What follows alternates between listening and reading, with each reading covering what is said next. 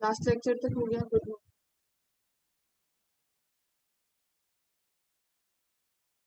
पेरिस्टेम tissue समझ में आया? प्लांट टिश्यू में हम लोग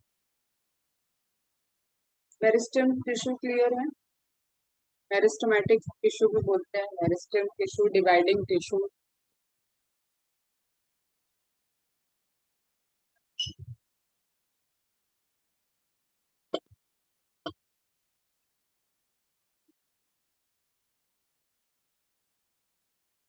लोकेशन वाइज क्लियर है? एपेक्स, लैटरल और सेकेंडरी ग्रोथ,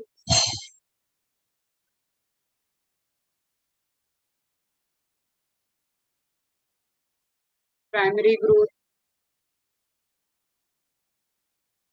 देन हम एकदम आपको समरी दे रहे हैं बेटा, टिश्यू तो कॉम्प्लेक्स है, इससे ज्यादा है बहुत। Then wait, clear. Intercalary primary growth in absence of apical,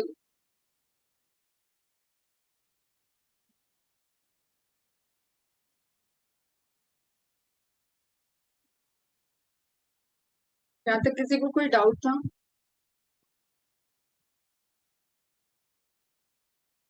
okay, on the basis of location and on the basis of origin क्या था?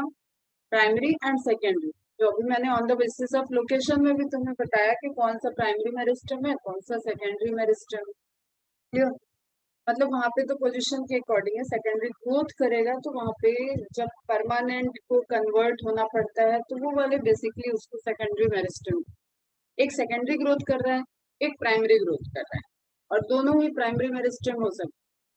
ये वाला मेरिस्टम प्राइमरी मेरिस्टम, क्यों? लेकिन जब सेकेंडरी ग्रोथ को करने के लिए परमानेंट वाले जगह पे ग्रोथ करनी है, परमानेंट को आपको कराना होगा, तो परमानेंट सेल जब मेरिस्टेम में कन्वर्ट होता है तब उसको सेकेंडरी मेरिस्टेम बोलते हैं। Obviously secondary meristem secondary growth करेगी, कंफ्यूजन होता है प्राइमरी मेरिस्टेम में वो कौन सा पोर्शन है जो सेकेंडरी ग्रोथ करता है, एंड सेकेंडरी मेरिस्टेम का वो कौन सा पोर्शन है जो सेकेंडरी ग्रोथ करता है। क्लियर? और सेकेंडरी ग्रोथ कहाँ पे मिक्स है, कहाँ पे प्योर प्राइमरी ओरिजिन की है। जैसे जस्ट सपोज ये लैटरल मेरिस्टेम अगर ग्रो कर रहा है तो ये प्राइमरी ओरिजिन का है, प्राइमरी ओरिजिन का पहले जो मेरिस्टेम डिवीजन से बना था वही वाला मेरिस्टेम है। लेकिन ये डबल डबल डिवाइड कब करेगा, जब विड्थ को बढ़ाना हो। इस तरीके से थोड़ा सा इसमें स्कैटर्ड इंफॉर्मेशन रहती है बेटा। कोई क्वेरी है तुम लोग की तो तुम लोग पूछो। Good morning. ये वाला क्लियर था? क्लियर है सबको? मेरिस्टेमेटिक टिश्यू डिफरेंशिएशन मतलब डिवीजन करेगी, परमानेंट सेल बनाएगी एंड मेरिस्टेम सेल बनाएगी। परमानेंट सेल डिफरेंशिएट करेगा, परमानेंट टिश्यू बनाएगा। परमानेंट टिश्यू को अगर ऑर्डर आया कि you have to convert into meristematic tissue, meristematic cell, then it again dedifferentiation, पहले अपने को डिफरेंशिएशन किया, देन डी डिफरेंशिएशन किया, सेकेंडरी मेरिस्टेम बना। सेकेंडरी मेरिस्टेम अब री डिफरेंशिएशन करेगी,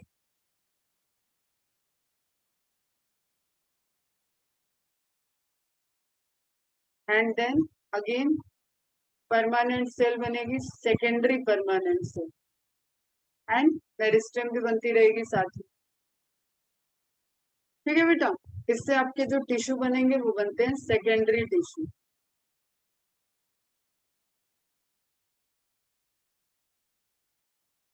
सभी को क्लियर है ये सारी चीजें? क्या हुआ, आज रिप्लाई नहीं कर रहे तुम? M I audible? क्लियर है ना ये? चलो फिर आगे बढ़ते हैं, जब कोई डाउट नहीं है, कुछ क्वेरी नहीं है तो आगे बढ़ते हैं अपन फटाफट। Now we talk about the permanent tissue. Meristem tissue हो गया। प्लांट टिश्यू को टू पार्ट में डिवाइड किया था। Plant tissue divided into two part, meristematic and permanent. Meristematic हो गया अपना complete. Now focus on permanent. Name indicate और मेरिस्टेमेटिक सेल पढ़ते वक्त या टिश्यू पढ़ते वक्त भी हमने देखा कि मेरिस्टेमेटिक जो सेल हैं टिश्यू फॉर्म कर रही हैं वो डिवाइड कर रही हैं तो एक परमानेंट टिश्यू फॉर्म हो रहा है. एंड परमानेंट टिश्यू देन अपना स्पेशलाइजेशन डिफरेंशिएशन करके डेवलपमेंट करके किसी स्ट्रक्चर में कन्वर्ट हो जाएगा. नाउ उसी परमानेंट टिश्यू के टाइप्स थे.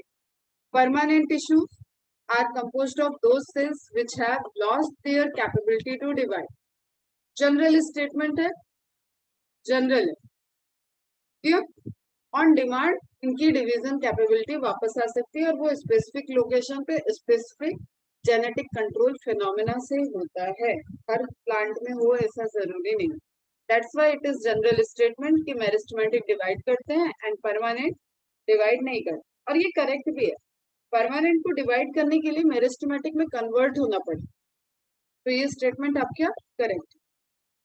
They have definite shape size and thickness because वो मैच्योर हो गए. उनको उनका जेनेटिक कंपोजिशन उनके जीन डिसाइड कर दिए हैं कि वो जाइलम के सेल बनने वाले हैं, फ्लोएम के सेल बनने वाले हैं, या एपिडर्मिस के सेल बनने वाले हैं, टिश्यू बनने वाले हैं, या पेरिसाइकल के कहाँ के प्लांट के अंदर किस पोर्शन के टिश्यू उनको बनना है. फ्लावर बनाना है, उनको प्लांट में लीफ बनाना है, उनको ब्रांच बनानी, what ever everything is decided. तो इसलिए उनका एक डेफिनेट शेप होगा, साइज होगा और थिकनेस होगा. क्यों, कितनी लेयर के टिश्यू है, इस तरीके से कंपोजिशन वहां पे स्कैटर्ड रहेगा. जैसे just suppose mesophyll cell leaf में है और उनको फोटोसिंथेसिस करना है. ठीक है, तो मेसोफिल फिलस मीन्स हो जाता है leaf, upper epidermis, lower epidermis, upper epidermis and lower epidermis. इसके बीच में जो भी फिल है वो है मेसोफिल. वेस्कुलर बंडल को छोड़ दिया जाए तो जो भी सेल फिल है वो हो गई mesophyll. Meso means between, middle,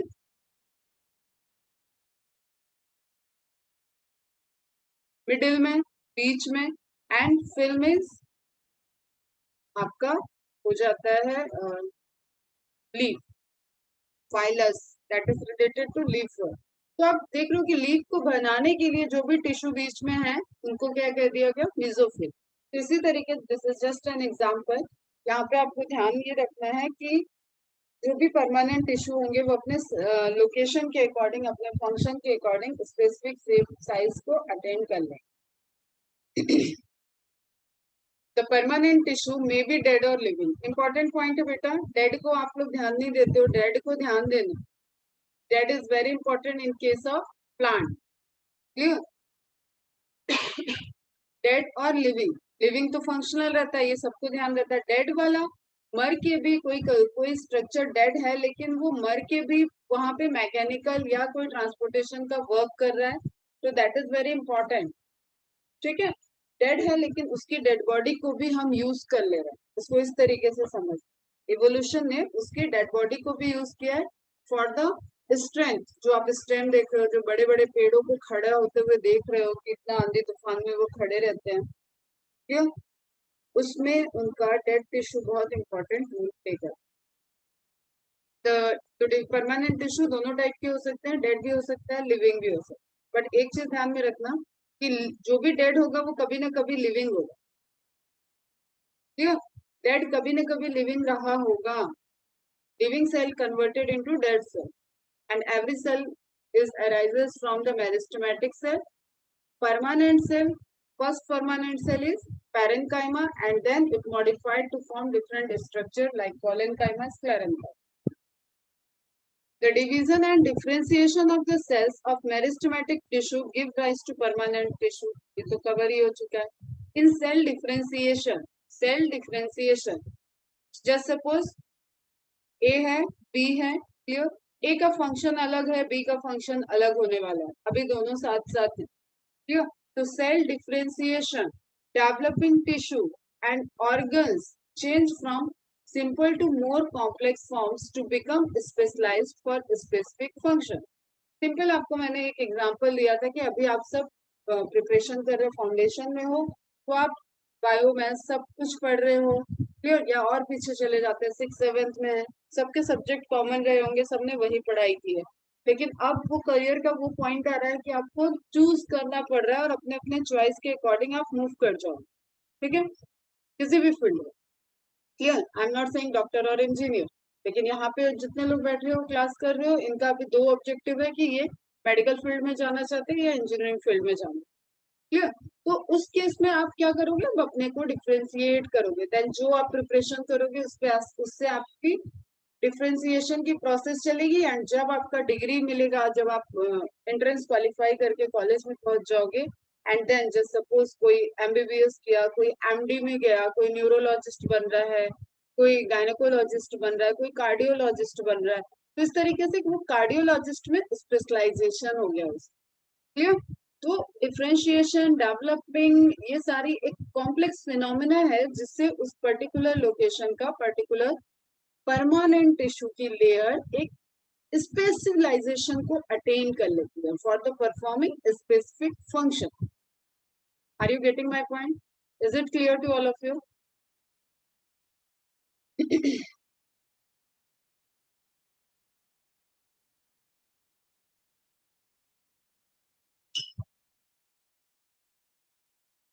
Shreya, Soni, ईरान, बस, बाकी बच्चों को भी समझ में आ रहा है ना?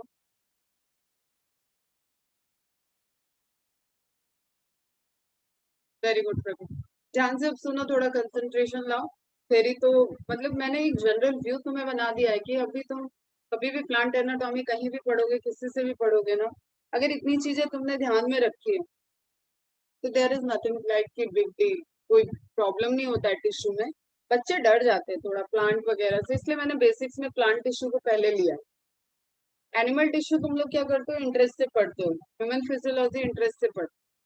अभी देखते हैं लास्ट वीक रहेगा, अब नेक्स्ट वीक तुम लोगों का लास्ट रहेगा, तो आई एम थिंकिंग ऑफ कि टिश्यू को एक दिन में ऐसे शॉर्ट इंट्रोडक्शन देके उसके बाद मैं थोड़ा सा किसी human system like digestive system, शायद मैंने प्रपोज, हाँ डाइजेस्टिव सिस्टम मैंने दिया था, तो एक इंटरैक्टिव थोड़ा सिस्टम एक्सप्लेन कर, क्योंकि इस तरीके से टिश्यू को कवर करते हुए पूरा नहीं कवर होगा, तो एक जनरल अपन पढ़ेंगे थोड़ा नेक्स्ट वीक में। आज इस वीक का लास्ट लेक्चर है, तो आज ये मैक्सिमम प्लांट टिश्यू को कवर कर। अब देखो डिफरेंस बहुत जरूरी है दोनों में, क्यों?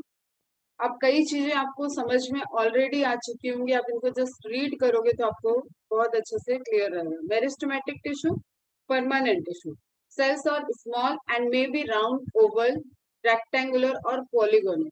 आपको मैंने एक सेल पढ़ाते वक्त कॉन्सेप्ट बताया था, cell surface volume ratio. Clear?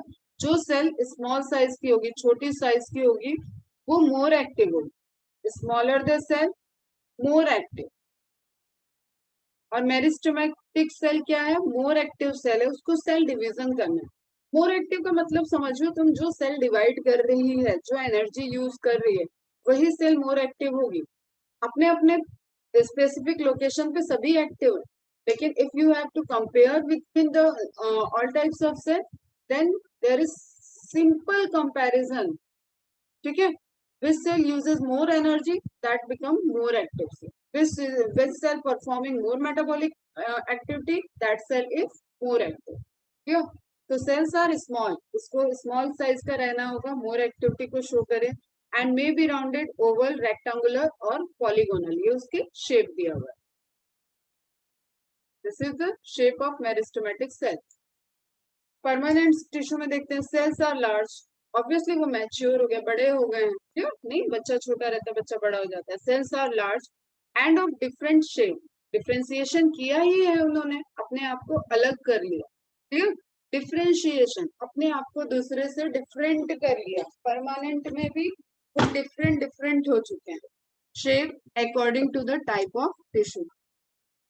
Sales are thin walled, primary cell होगी, प्राइमरी सेल वॉल होगी, और वो भी थिन होगी, ताकि वो इजीली एक बाउंड्री रहे बस, और डिवाइड कर सके, ट्रांसपोर्टेशन में उसको मैक्सिमम सप्लाई वहां पे ट्रांसपोर्ट हो सके। सेल्स आर थिन और थिक वॉल्ड, या वेरिएशन हो सकता है, पेरेंकाइमा होगी तो थिन वॉल्ड होगी, स्क्लेरेंकाइमा होगी तो थिक वॉल्ड होगी, तो यहाँ variation. Cells are rich in cytoplasm, yes, क्यों? क्योंकि सेंट्रल वैक्यूल एब्सेंट थी, जब सेंट्रल वैक्यूल एब्सेंट थी तो उस जगह पे कौन सा चीज ऑक्युपाई करेगा? जस्ट सपोज आपने टब में वाटर लिया है और उस वाटर में एक बड़ा सा क्यूब रख दिया, क्लियर? तो वो क्यूब अपने साइज के अकॉर्डिंग वाटर को डिस्प्लेस करेगा, वहां से हटाएगा। जैसे आपने आर्किमिडीज का सिद्धांत वगैरह पढ़ा होगा अगर, तो उस चीज पानी में डालोगे अगर पूरा लेवल भरा हुआ है तो वो पानी बाहर की तरफ आएगा और वो जो आपने डाला है वो उसका स्पेस ऑक्युपाई कर ले। तो सेम वे में अगर सेंट्रल वैक्यूल वहां पे प्रेजेंट है और सेंट्रल वैक्यूल एब्सेंट हो है, उस स्ट्रक्चर में अभी बनी ही नहीं है, तो वहां पे क्या होगा? वो जो लिक्विड था, जो प्लाज्मा था, वो उस जगह को ऑक्युपाई कर लेगा, क्योंकि न्यूक्लियोप्लास्ट तो न्यूक्लियस के अंदर है। क्लियर बेटा? तो न्यूक्लियोप्लास्ट नहीं आएगा, इसलिए प्रोटोप्लास्ट नहीं लिखेंगे अपन, क्या लिखते हैं? साइटोप्लास्ट। साइटोप्लास्ट सेंट्रल वैक्यूल वाली पोजीशन को कवर कर लिया। That's why metabolic activity high है और cells are rich in cytoplasm. Cytoplasm is present as a layer along the cell wall. अब जब सेंट्रल वैक्यूल आ जाती है, बहुत लार्जर मैच्योर क्योंकि बात कर रहे हैं, तो आप लार्जर सेंट्रल वैक्यूल दोगे तो सिर्फ पेरी फेरी पे साइटोप्लाज्म आपको सेंट्रल वैक्यूल के चारों तरफ पेरी फेरी पे दिखी। समझ में आया बेटा?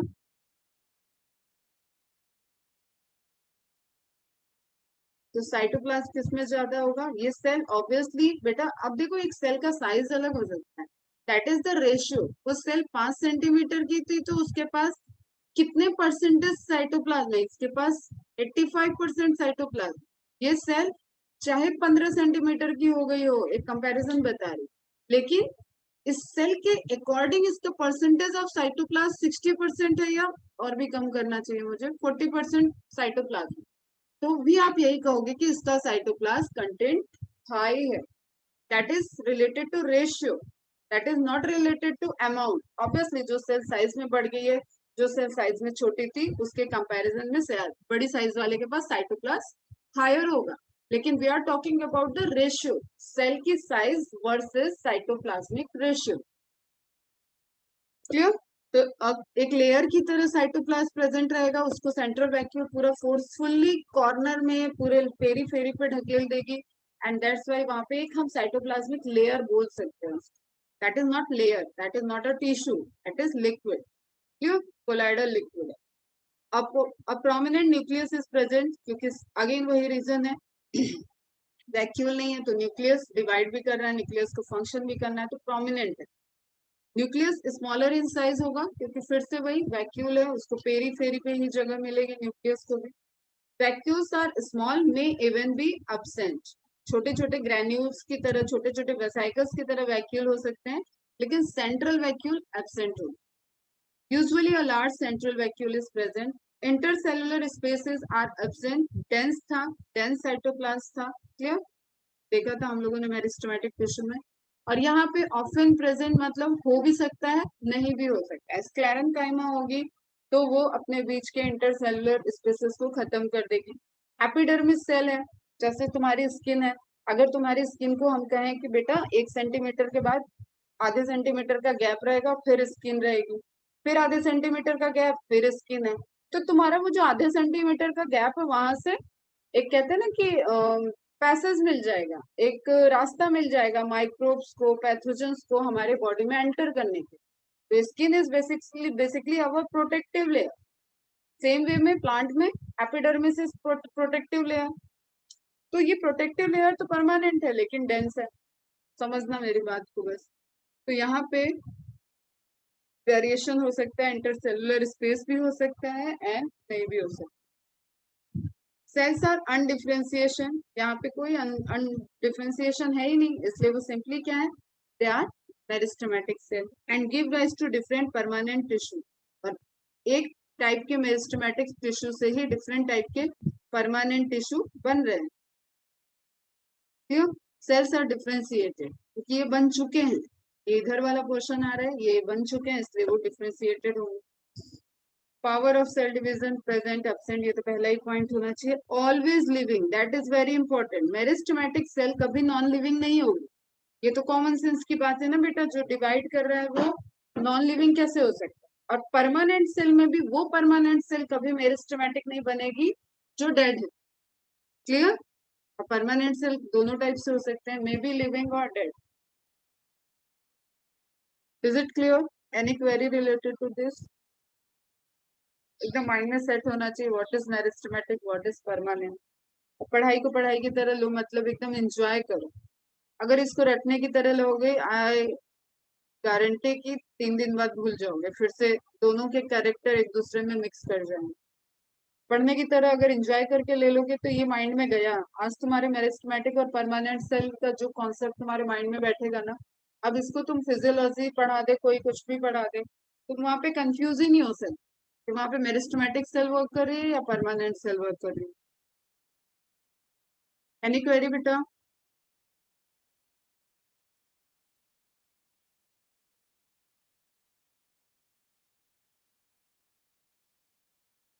No. Very good. Aradhya, Arya, Aryan, Ekta, Ira, Gaurav, Harsh, Harshita, Jehana, Kiran, Maitri, Neel, भावना.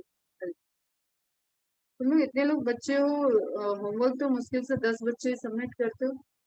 निधीश, पार्थवी, प्रकृति, प्रमेश, रोहन. रमेश बेटा समझ में आया? रुद्र, शाहिल, समृद्धि, सनिका, शानिया, श्रेया, श्रेयस, सिद्धि, सोनी, तन्वी, गुरबी, दैविक, विष्णु, विशाखा, यूनुस, विधि.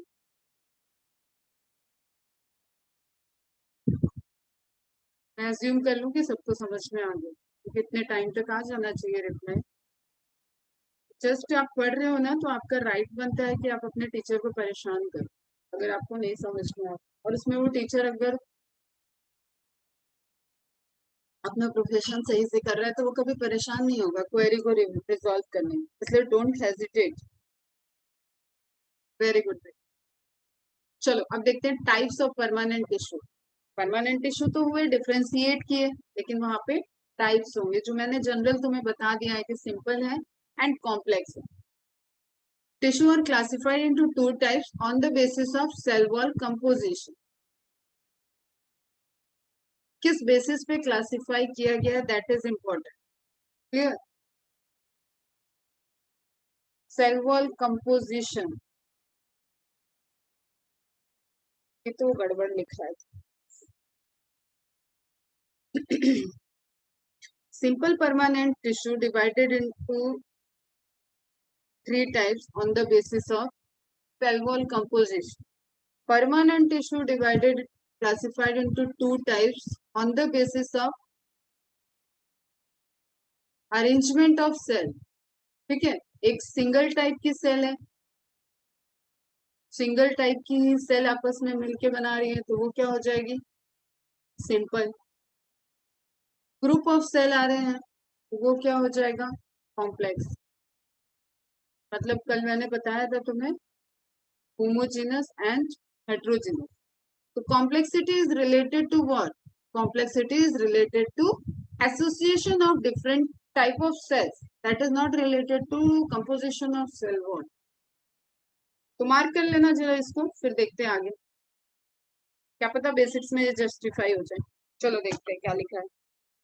Simple permanent tissue. Okay, these tissues are made up of same type. चलो ये वाला स्टेटमेंट जस्टिफाई हो गया. Same type, single type of cell. Clear? Mark करना, ये डेफिनेशन करेक्ट है. Which are similar structurally and functionally. यहाँ कोई मिक्सिंग नहीं होगी. आपकी कटोरी में चीनी है तो सिर्फ चीनी है. क्लियर? आपकी कटोरी में चीनी के साथ आपने चोको चोको चिप्स और आपने कुछ कुछ कुछ कुछ चीजें ऐसे मिल्क बटर वगैरह सब मिक्स कर दिया तो वो कॉम्प्लेक्स हो गया. सिंपल. No logic.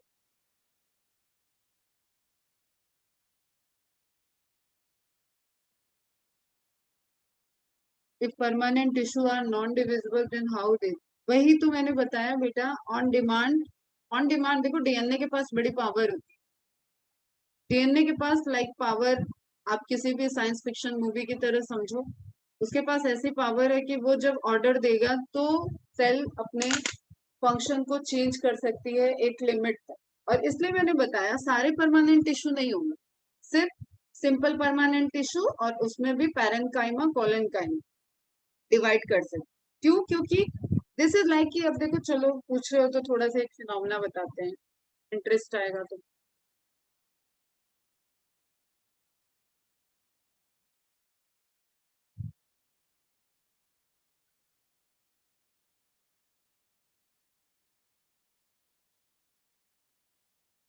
ये स्क्रीन विजिबल है ब्लैक कलर की, ब्लैक स्क्रीन विजिबल है।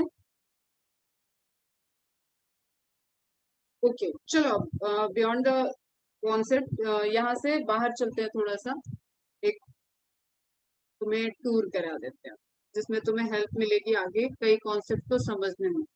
डीएनए जो है, डीएनए के पास अपनी क्या है, जेनेटिक इंफॉर्मेशन। और बेटा एक चीज ध्यान में एकदम आज बैठा देना कि हर सेल एक बॉडी के अंदर, चाहे वो एनिमल हो चाहे वो प्लांट हो, every cell, clear, every cell possess DNA. अगर वो लिविंग सेल है, आरबीसी को छोड़ दिया जाए और उधर सिव ट्यूब को छोड़ दिया जाए, वो हम जनरल बात कर रहे हैं कि हर सेल के पास डीएनए है। और एक बॉडी के अंदर, inside an organism, inside an organism, एक ऑर्गेनिज्म के अंदर मैं बोल रही हूँ, एक बॉडी के अंदर all cells, all cells have same DNA composition, same DNA, इसके पास सेम डीएनए। समझना जो बता रहे हैं, clear. All cells have same DNA, but but जो उनका एक्सप्रेशन होता है, their expression, their expression means कहाँ पे कौन सी डीएनए की इंफॉर्मेशन एक्सप्रेस होगी, कहाँ पे कौन सी डीएनए की इंफॉर्मेशन को सेल पढ़ेगी और सेल अपने काम में लेगी, their expression varies. Are you getting my point? एक मैंने कहा कि this is a this is a information ribbon, clear. एक मैंने 10 मीटर की इंफॉर्मेशन रिबन दे दी तुम्हें, और मैंने बोला बेटा 45 बच्चे हो, ये 10 मीटर की इंफॉर्मेशन तुम्हें 10 मिनट में पढ़ के मुझे बतानी। चलो आधे घंटे दे दो, आधे घंटे दे दिए। और कितने स्टूडेंट बोले मैंने? 20 स्टूडेंट कर लेते हैं, 20 स्टूडेंट्स हैं और 10 मीटर की इंफॉर्मेशन, ठीक है, 10 मीटर की इंफॉर्मेशन है। एक रिबन पे, एक मैंने व्हाइट कलर का टिश्यू पेपर रोल जैसा समझ लो, एक रोल पे मैंने कुछ बहुत इंपॉर्टेंट तुम्हें खजाने का एड्रेस दे दिया है, और इसको तुम्हें इसमें से ही डिकोड करके निकालना है। तुम क्या करोगे? सेट में डिवाइड हो जाओ, सेट में डिवाइड हो गए, क्लियर। दो दो का ग्रुप बना लिया, तुमने तुरंत स्मार्टली वर्क किया कि तुम दो यहाँ तक पढ़ो, हम दो यहाँ पढ़ेंगे, हम दो ये हम इतने इतने में डिवाइड हो गए। और फाइनली हमने जो मैम ने टाइम दिया था उसमें हम सब ने एक टीम वर्क किया, तो वी कैन डिसाइड कि कहाँ पे क्या इंफॉर्मेशन थी और कौन सी इंफॉर्मेशन हमारे काम की। ठीक है बेटा, इसी तरीके का कुछ डीएनए में होता है। डीएनए सब कॉमन है, लेकिन इंफॉर्मेशन वेरी कर रही है कि कौन सी इंफॉर्मेशन इनके काम की है। अब जैसे जो सपोज यहाँ पे मैंने कोई हिंदी लैंग्वेज में लिखा है, कुछ मराठी में लिखा है, कोई जापानीज में मतलब जर्मन में लिख दिया है, कुछ फ्रेंच में लिख दिया, फ्रेंच में लिख दिया है। इस तरीके से मैंने डिफरेंट डिफरेंट लैंग्वेज में लिखा, और ये 20 स्टूडेंट्स भी मिक्सचर हो गए। तो फ्रेंच पढ़ने वाला फ्रेंच वाले पढ़ लेगा, क्लियर, जर्मन पढ़ने वाला जर्मन वाली इंफॉर्मेशन देख लेगा, इंग्लिश वाला सब देख लेगा, हिंदी मतलब इंग्लिश वाला इंग्लिश देख लेगा, एंड हिंदी वाला हिंदी देख पाएगा। तो जिसको जो पता है, जो जिसको पढ़ सकता है, वो वहां एक्सप्रेस हो जाएगा, उसकी इंफॉर्मेशन उसके पास पहुंच जाएगी। तो ये फिनोमेना बॉडी में हो रहा है। अब जस्ट ह्यूमन पे आते हैं। अगर ये लीवर का एक्सप्रेशन कर रही है तो लीवर का स्ट्रक्चर बना, लीवर की सेल्स बनी। ये लंग्स का एक्सप्रेशन कर रहा है डीएनए, तो लंग्स का स्ट्रक्चर बना, लंग्स बन गया। एंड हार्ट, स्किन, कुछ भी जो आप सोच रहे हो ना, that is just related to कि कौन सी इंफॉर्मेशन एक्सप्रेस हुई। ठीक, ये तो चल रहा है सब जगह। ये बहुत ही इंपॉर्टेंट चीज है जो कोई टीचर जनरली खुद भी नहीं रिलेट कर पाता, आई थिंक, और कोई बताता नहीं। मुझे भी ये चीजें रिलेट नहीं हुई थी बहुत, मतलब पीजी में जाके मैं ये बातें समझी थी कि दैट इज लाइक कि क्यों लीवर डिफरेंट है, क्यों लंग्स डिफरेंट है, और ये क्रोमोसोम वगैरह का कॉन्सेप्ट क्या है, क्लियर। तो वो कॉन्सेप्ट समझना बहुत जरूरी है। आपके हर सेल के अंदर डीएनए की इंफॉर्मेशन कहाँ चला, डीएनए की इंफॉर्मेशन सेम है, बट जो एक्सप्रेशन ऑफ डीएनए है वो वेरी कर। चलो स्क्रीन क्लोज हो गई थी। तो अभी हम बात करते हैं कि तुमने जो बोला कि डी डिफ्रेंसिएशन वाली प्रोसेस, तो वैसे ही बेटा साइलेंट डीएनए था, वो डिवाइड नहीं करने की इंफॉर्मेशन दे रहा था। बॉस ने बोला चलो भाई तुम्हारा डीएनए तुम्हें अब डिवाइड नहीं करना है, boss is DNA, clear. Division को उसने स्टॉप कर दिया। बस डिवीजन के लिए प्रोटीन्स एंजाइम सभी वहां पे जो मैनेज हैं, जो डिविजिबल फैक्टर्स होते हैं सीडी के साइक्लिन, अब ये हम तुम लोगों को बहुत डिटेल में नहीं बता रहे, बस सिंपली समझो कि डिवीजन करने के लिए जो सिंथेसिस चाहिए ना, कोई मॉलिक्यूल चाहिए, जैसे जस्ट लाइक खीर बना रहे हो तो खीर के लिए दूध, चावल, मावा, इलायची, ये सब चाहिए, चीनी वगैरह, क्लियर। वो सारे इंग्रेडिएंट इसने बनाने के ऑर्डर दे दिए। अब तुम्हारे पास सामान आ गया है और तुम उससे क्या डिश बनाने वाले हो, बनाओगे, तुम्हें ऑर्डर मिल गया, तो उसकी डिविजिबल कैपेसिटी रिगेन हो जाती है, ठीक है, रिटेन कर ले या दोबारा से वो कर ले, एक्टिव हो जाएगा, retain their capacity of division. Is it clear now?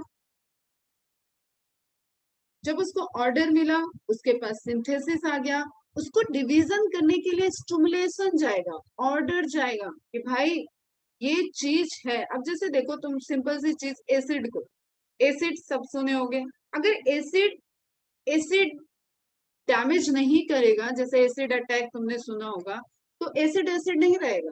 Acid अगर आ गया है, एसिड है बॉटल के अंदर और उसको कहीं पे गिराया जा रहा है, या क्लीनिंग का ले लेते एग्जांपल, या केमिस्ट्री की लेबोरेटरी में आप कोई एसिडिक एक्सपेरिमेंट कर रहे हो, तो ये एसिड अपना रिएक्शन करेगा।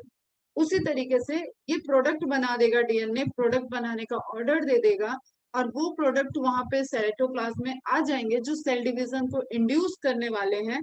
तो वो अपना फंक्शन करेगा, उसको मैटर नहीं है कि वो कहाँ पे है वो प्रोडक्ट। Is it clear? किसने पूछा था ये क्वेश्चन? सोहिनी, सोहिनी बेटा क्लियर है, वेरी गुड।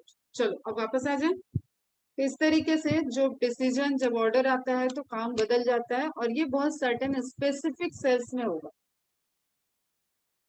तो सिंपल परमानेंट टिश्यू में वापस आ जाओ।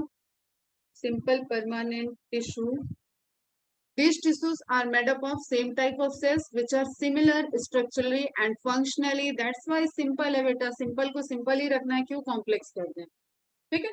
फंक्शन में देखते हैं, प्रोटेक्टिव टिश्यू, फर्स्ट फंक्शन है protective tissue. These tissues are primarily protective in function. देखो कोई भी टिश्यू है, कोई भी टिश्यू है, वो primary function you can say कि उसका प्रोटेक्टिव फंक्शन हो सकता है। वो टिश्यू एक लेयर बनाएगा, एक टिश्यू एक लेयर से बनी हुई है, क्लियर, सेल के अरेंजमेंट से बनी हुई है, तो वो क्या बनाएगा, प्रोटेक्शन कर रहा है, एक लेयरिंग कर दे रहा है। तो सिंपल सा अभी यहाँ पे सिंपल वे में समझ, clear. They consist of epidermis, epidermis मतलब एपी, एपी मतलब सबसे ऊपर, एबव, क्लियर। डर्मिस मतलब स्किन जैसा समझ लो आप, derma layer.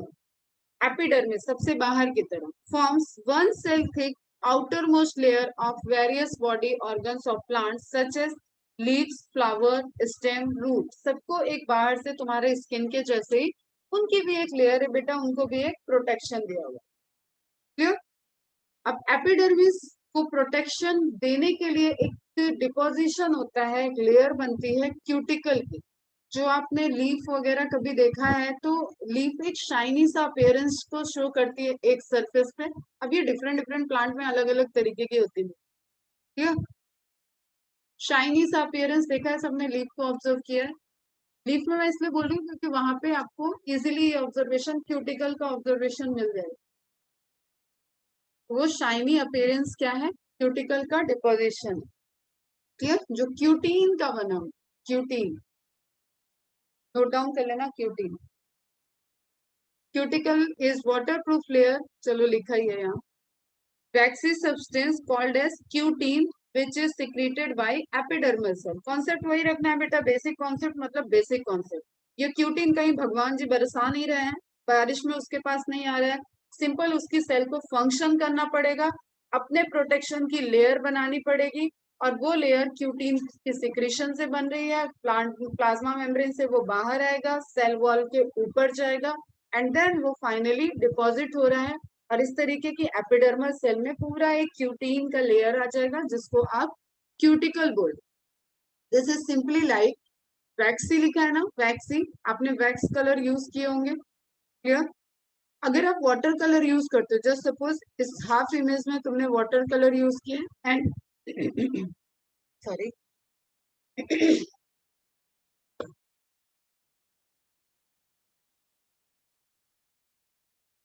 And second half image में आपने क्रेयॉन्स के वैक्स के कलर यूज किए। अब अगर आप इस पे वाटर पोर कर दोगे, वाटर पोर करोगे तो आप देखोगे ये वाले कलर जल्दी डैमेज होंगे comparative to this.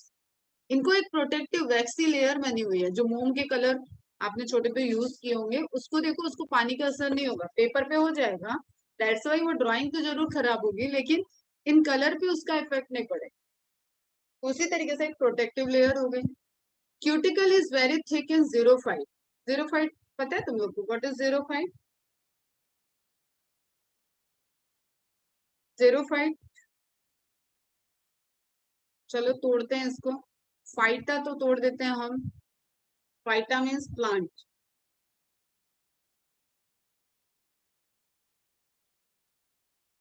0,5 means xeric condition, adverse condition.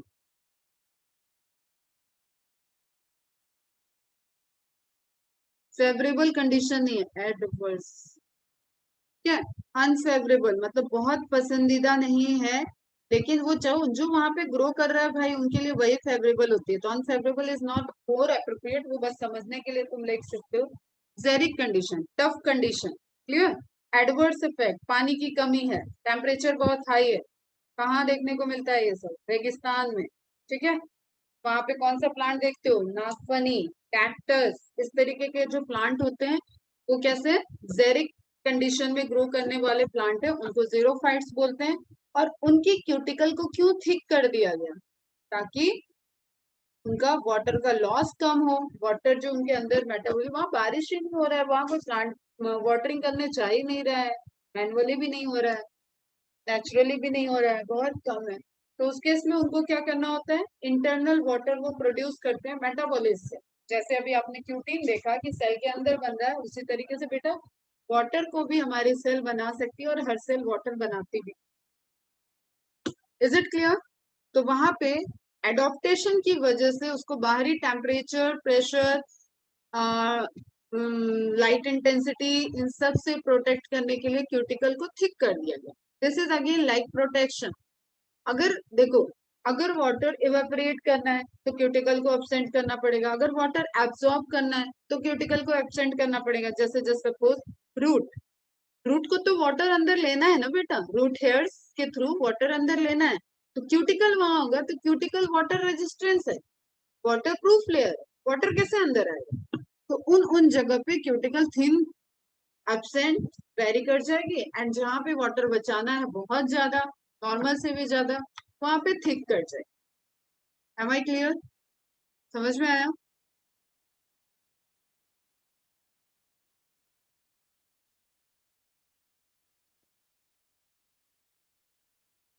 चलो फास्ट देखते हैं थोड़ा और।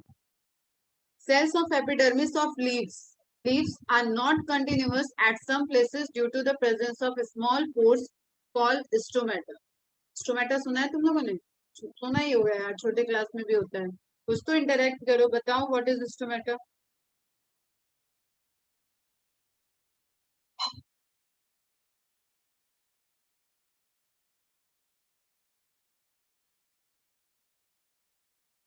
ट्रांसपिरेशन सुना है? ट्रांसपिरेशन हिंदी में पढ़ा होगा तो इसको क्या बोलते हैं, वास्पोत्सर्जन। अभी याद आया कुछ? Transpiration, course of for transpiration, yes बेटा, यस बेटा करेक्ट। ठीक है, पोर, पोर्स होते हैं। तो अब देखो बेटा, फिर से वही कॉन्सेप्ट है, जहां से वाटर को बाहर भेजना है वहां पे क्यूटिकल होगी क्या? नहीं होगी। जहां से वाटर को अंदर लेना है वहां पे क्यूटिकल होगी क्या? नहीं होगी। तो cells of epidermis of leaves, देखो वाटर को बाहर निकलना है, बाहर निकलना है तो बेटा उसको बाहर के सरफेस पे भी पाथ बना के रखना पड़ेगा कि वो यहाँ से बाहर आए। तो इसी तरीके के number of numerous pores present होते हैं लीफ में, क्योंकि leaves are the main transpiration sites for the plant. Cooling effect के लिए जरूरी होती है ये, वाटर का लॉस होता है इसमें। It helps in the exchange of gases and photosynthesis. हाँ बेटा, एक्सचेंज ऑफ गैसेस भी करेक्ट है। एंड जब आप ट्रांसपिरेशन बोलते हो, जिसकी हिंदी मीनिंग है वाष्पोत्सर्जन, मतलब वाटर का इवोपरेशन। तो मेन फंक्शन अगर आपको स्टोमेटा का देखना होगा तो मेन फंक्शन में आएगा transpiration. Now come to the point कि cells of epidermis of leaves are not continuous. Continuous नहीं है क्योंकि वहां पे stomata present at some places due to the presence of small pores called stomata. Each stomata is guarded by a pair of bean-shaped cells called as guard cell. Okay. अभी बताते हैं image दिखा के। These are the only epidermal cells which causes chloroplast, the rest being colorless. अब chloroplast तुम सबको याद होगा। क्लोरोप्लास्ट क्या है? प्लास्टिड है, टाइप ऑफ प्लास्टिड है, ग्रीन कलर का अपीयरेंस देगा। और चलो अभी हम यहाँ पे बात कर रहे हैं सिर्फ साइट ऑफ फोटोसिंथेसिस का, एब्जॉर्प्शन ऑफ लाइट का। ठीक, तो ऐसी एपिडर्मल सेल्स जिसके पास क्लोरोप्लास्ट होगा वो क्या होगी? स्टोमेटा होंगी। फिर आपको वो जो ग्रीनिश अपीयरेंस दिख रहा है that is because of mesophyll cells. ठीक है, उनके पास हाई रिच क्लोरोप्लास्ट होता है। नाउ गार्ड सेल और स्टोमाटा को देख सकते। एक्चुअली जब हम बोले stomata, that is not a certain like कि आपने किसी एक इंडिविजुअल स्ट्रक्चर को बोल दिया stomata, that complete structure is stomata. Stoma, सिर्फ हम स्टोमा बोले, एटा हटा दें, टीए हटा दें, ठीक है। Stoma, then it is related to pore. जो आप पोर बोल रहे हो ना, ओपनिंग बोल रहे हो, दैट इज ओनली स्टोमा। ठीक है। अब आप अपने दोनों हाथ की हथेलियों को आपस में, पंजे को, जो पाम है आपका, उसको आपस में टच करो जैसे ताली बजाते हैं। बजानी नहीं है ताली, बस टच करो। क्लैपिंग करते हैं ना, टच करो। एंड देन उसको फोल्ड करो, ऊपर से नीचे फोल्ड करो, ओपन। बीच में आप देखोगे एक पोर बन रहा है, और फिर उसको फिर से एक्सपेंड करो, वो क्लोज हो गया। ठीक है। पाम के बीच से उसको फोल्ड करो, आपके हड्डियां हैं वहां से मुड़ता है, सबका मुड़ता है, तो आप देखोगे कि वो ओपन हो रहा है एंड क्लोज हो रहा है। ऐसा फिनोमिना हो रहा है क्या? किया सबने? यस और नो? हुआ, वेरी गुड। वही स्टोमा है। क्लियर? जो ओपनिंग हो रही है दैट इज स्टोमा। जो हाथ की हथेलियां आपके पंजे हुए वो क्या हो गए? Guard cell. एंड जो आपने मूवमेंट कराया, ये मूवमेंट गार्ड सेल के साथ अटैच्ड होती है सब्सिडरी अपरेटस। जैसे आपका यहाँ पे मसल्स और बोन मूव करा रहे हैं, उसी तरीके से उनके पास भी हेल्पिंग सेल्स अटैच्ड है जो उनको बाहर की तरफ खींचेंगी। जब खींचेंगी तो ओपन होगा, जब छोड़ देंगी तो क्लोज हो जाएगा। बाकी ट्रांसपिरेशन पढ़ोगे जब डिटेल में तब बताएंगे। That is very important phenomena, closing and opening of stomata. तो you can see here, stomata open है मतलब गार्ड सेल बाहर की तरफ पुल हो रखी है। क्लियर? और जब इनको पुश रिलैक्स हो जाएंगे ये, तो ये स्लिट क्लोज हो जाए। Is it clear to all of you? Guard cell which guard the opening and closing of stomata. Clear? ठीक है। And stoma is opening pore, and which helps their opening and closing, that is subsidiary cell। ये वाली जो आपकी आ जाएंगी ये subsidiary cell है, और together they form stomatal apparatus। एक वर्ड नोट डाउन कर लेना, स्टोमेटल apparatus। क्या क्या होगा इसमें? स्टोमा, ओपनिंग वाला ये वाला भी area, stoma plus guard cell plus subsidiary cell. ये थोड़ा हम तुम्हें थोड़ा आगे की इंफॉर्मेशन एक दे दिए ताकि तुम समझ पाओ कि वो ओपन क्लोज कैसे हो रहा है। और इसमें भी वेरिएशंस होते हैं बेटा, सबके पास ऐसे स्ट्रक्चर नहीं। Is it clear to all of you? आगे चलते हैं। तो एक परमानेंट सेल में हमने देखा epidermal tissue of plant cell अगर आप बात करोगे तो उनके सराउंडिंग में जिससे पूरी प्लांट कवर है। आप ऐसे सपोज करो कि प्लांट का अंदर का पोर्शन है और जैसे आपके बाहर एक स्किन की कवरिंग है उसी तरीके से प्लांट को पूरा टॉप टू बॉटम एक कवरिंग दे दी गई है जिसको आप कह रहे हो एपिडर्मिस। एंड उसी के एक स्पेसिफिक लोकेशन लीफ में बात कर दी गई कि वो कंटिन्यूअस नहीं होगा क्योंकि वहां पे ओपनिंग होगी। ठीक है। उसी में अगर एक्सटर्नल अपेंडेजेस की बात करो तो रूट में रूट हेयर आ जाता है एंड स्टेम में ट्राइकोम आ जाता है। जैसे आप कोई भी प्लांट ऐसा ऑब्जर्व किए हो जिसपे हेयरी अपीयरेंस दिख रहा हो, बहुत पास से देखोगे तो हेयरी अपीयरेंस दिखेगा उसके स्टेम पे ब्रांच पे, वो कैसा हो जाएगा? ट्राइकोम है, वो ट्राइकोम से स्टेम के hair. Clear? Root hair, root के हेयर। ये सब कुछ ऐसे मॉडिफिकेशन होते हैं, सब बाहरी लेयर से निकले हैं, बाहर की तरफ है मतलब बाहरी लेयर से, एक्सटर्नल आउटर लेयर से। The main function of epidermis is to protect the plant from desiccation and infection. सूखा मतलब वाटर लॉस, सूखा पड़ने से, ड्राइनेस से एंड इन्फेक्शन। यही काम हमारी भी स्किन कर रही है बेटा। आप देखो, आपको जब भी थोड़ी सी गर्मी लगती है तो स्वेटिंग होता है, पसीना आता है ताकि आपका सरफेस कूल रहे। क्लियर?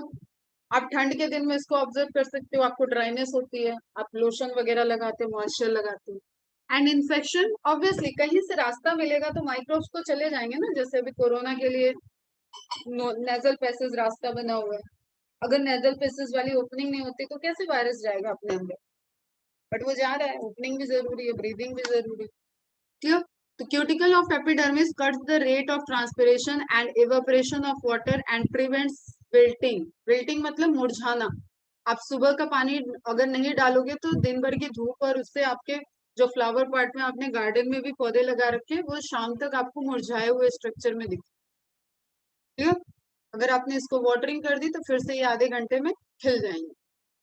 मतलब खिल जाएंगे मतलब फ्लावर नहीं आ जाएगा, खड़े हो जाएंगे। तो दैट इज विल्टिंग मैकेनिज्म। तो अब आप क्यूटिकल को तो बेटा ये तो सिंपल इसकी प्रेजेंस से रिलेटेड, क्यूटिकल ज्यादा है तो वाटर का ट्रांसपिरेशन कम होगा, क्यूटिकल एब्सेंट है ट्रांसपिरेशन हाई होगा, क्यूटिकल थिन है ट्रांसपिरेशन मॉडरेट रहेगा। तो समझना है that is related. Stomata in epidermis allow gases exchange, आगे आपका gases exchange during to occur during photosynthesis and respiration. And you know very well कि CO2 अंदर जाएगा, ऑक्सीजन बाहर निकलेगा, फोटोसिंथेसिस की प्रोसेस होती है। एंड फोटो रेस्पिरेशन एक लाइट के प्रेजेंस में रेस्पिरेशन होता है प्लांट में, फॉल्स रेस्पिरेशन होता है। एंड एक सेलुलर रेस्पिरेशन जिस तरीके से अपने में होता है वैसे उनके में भी होता है, ऑक्सीजन एंटर करेगी, CO2 रिलीज हो। तो एवरीथिंग इज लाइक की बैलेंसिंग, ऑक्सीजन का कंसेंट्रेशन, CO2 का कंसेंट्रेशन, ये बैलेंस रहना चाहिए। इसलिए वहां पे उनके पास नेजल पैसेज तो है नहीं बेटा, उनके पास लंग्स है नहीं, तो सरफेस के थ्रू वो कर रहे हैं और उस सरफेस में ही ओपनिंग है। स्टोमेटा, लेंटिसेल्स की कुछ ओपनिंग्स होते हैं जो गैसेस एक्सचेंज करते हैं। Also helps in transpiration. यहाँ तक क्लियर है सबको? समझ में आ गया? फास्ट रिप्लाई करो। Is it clear?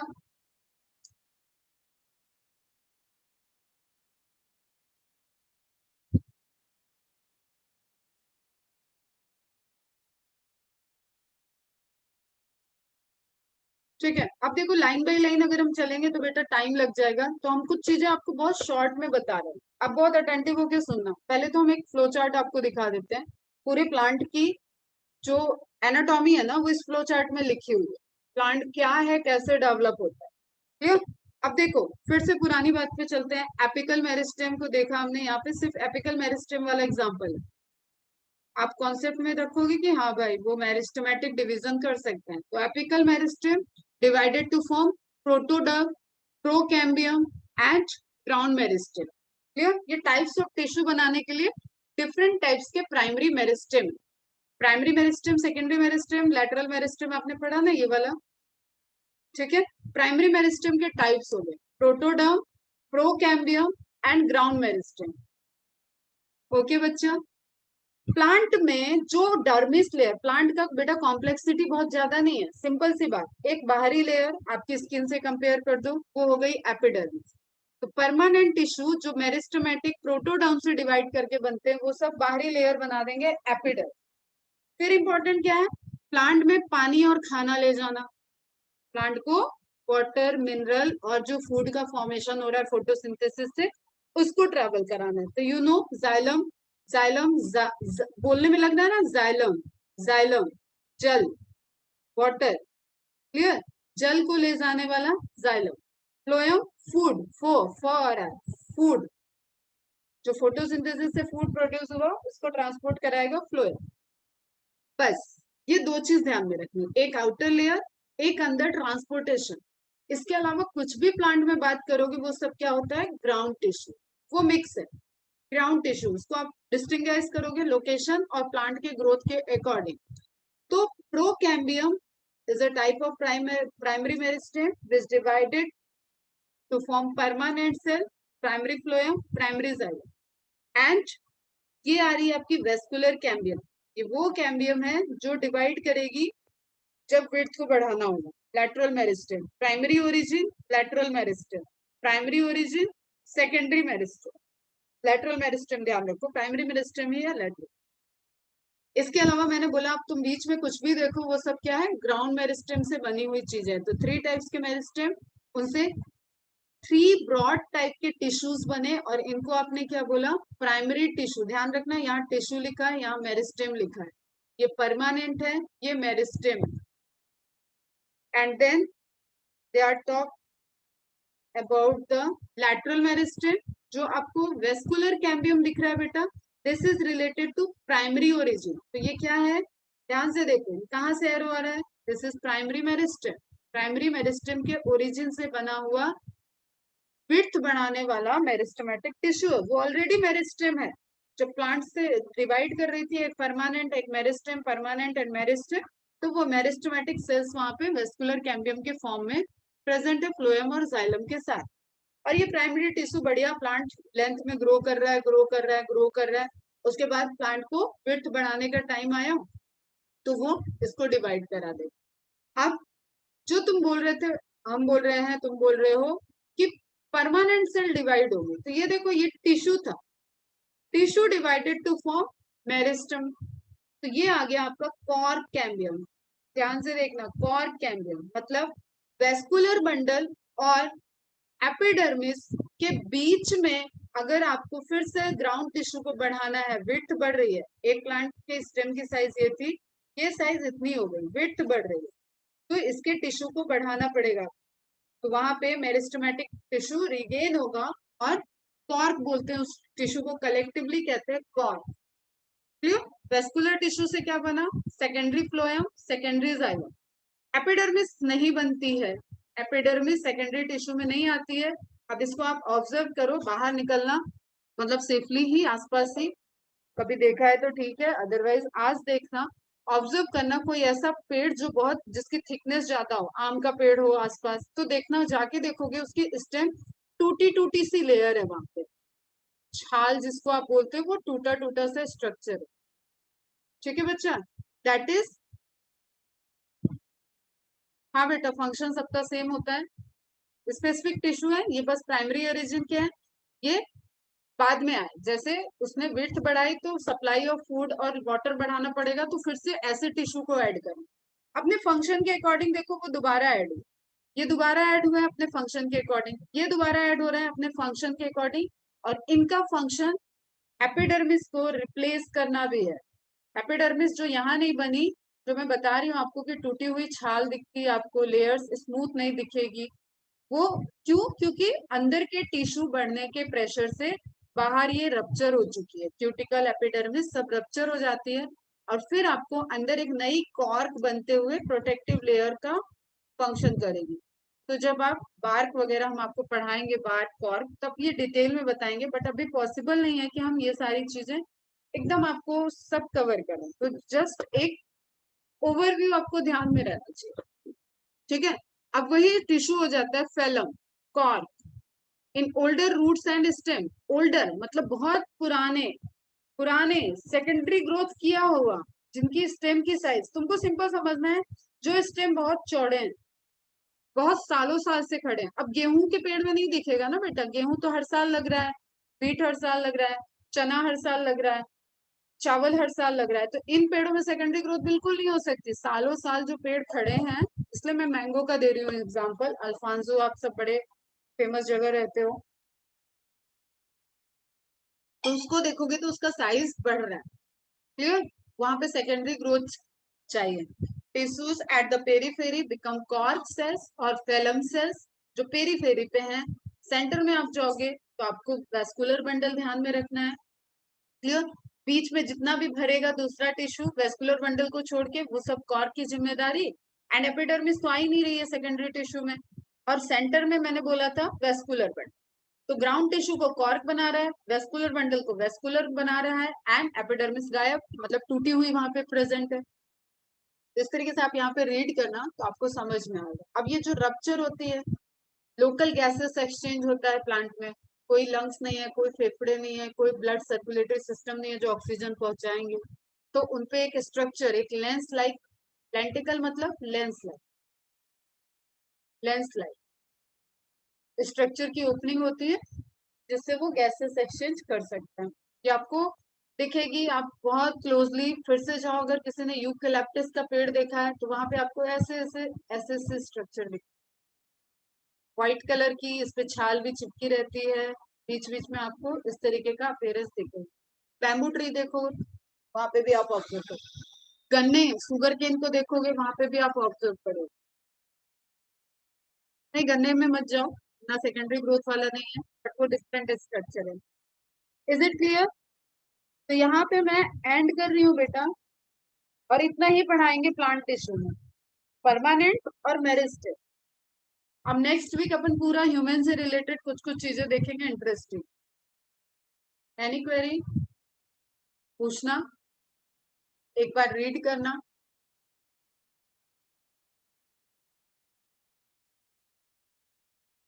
कुछ भी लगे आपको एडिशनल तो रीड करके आप मुझसे पूछना, क्लियर। ये सब मैंने इसलिए उस दिन कल मैंने वो चार्ट पे बहुत टाइम लिया था। सिंपल मतलब एक टाइप के हैं, ये लिविंग है, ये लिविंग है, ये डेड है। डिपोजिशन देखो, जिसपे थिक डिपोजिशन वो डेड है, ये आसपास से अब से पोर के अकॉर्डिंग ट्रांसपोर्टेशन कर सकता है, इसके अंदर का प्रोटोप्लास्ट कंटेंट तो खत्म हो जाएगा। तो this behaves like a tube for cambium. Basically cambium is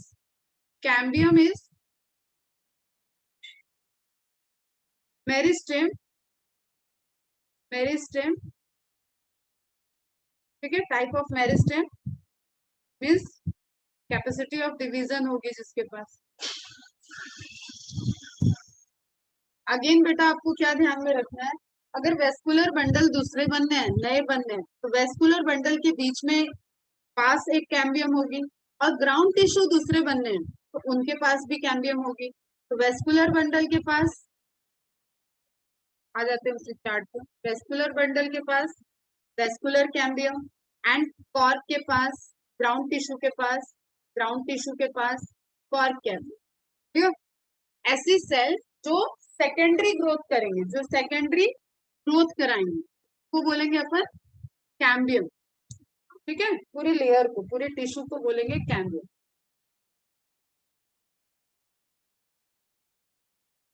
ठीक है बच्चों, चलो एंड करें लेक्चर। और एक बार पढ़ना, ऐसा कुछ नहीं है कि मैम पढ़ाएंगे नहीं, बात ये है कि टाइम की शॉर्टेज, और मैं चाहती हूँ थोड़ा ह्यूमन वाला पोर्शन भी बेसिक्स आपको क्लियर रहे, तो अपन एनिमल टिश्यू की अब बात करेंगे। चलो बाय बाय बेटा, टेक केयर, ब्रेक लो और लेक्चर अटेंड करो।